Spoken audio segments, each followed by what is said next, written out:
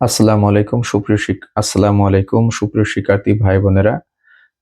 যারা জব প্রত্যাশী এবং অ্যাডমিশনের জন্য তোমরা প্রিপারেশন নিচ্ছ, তো আমি বলবো যে বাংলার প্রাচীন জনপদ এখান থেকে কিন্তু অবশ্যই একটি প্রশ্ন বিভিন্ন চাকরি পরীক্ষা এবং অ্যাডমিশন পরীক্ষাতে পড়ে।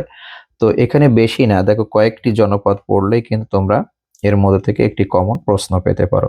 তো বাংলার প্রাচীন জনপদের মধ্যে সবচেয়ে প্রাচীন জনপদ হলো পুংরু।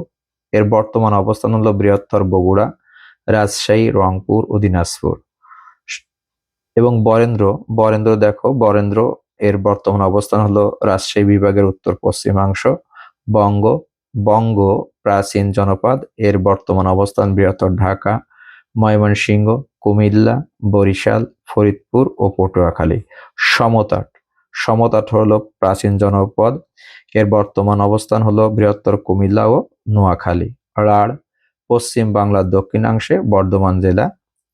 হরিকেল হরিকেল হলো প্রাচীন জনপদ, এর হলো বর্তমান অবস্থান হলো সিলেট, চট্টগ্রাম অঞ্চল। গৌড় গৌড় হলো প্রাচীন জনপদ, অর্থাৎ একটি জনপদের নাম ছিল। এর বর্তমানে এটা মালদহ, মুর্শিদাবাদ, বীরভূম, বর্ধমান ও চাঁপাইনবাবগঞ্জ। আশা করি তোমরা এগুলোর থেকে একটি কমন অবশ্যই প্রশ্ন পাবে। ধন্যবাদ সবাইকে।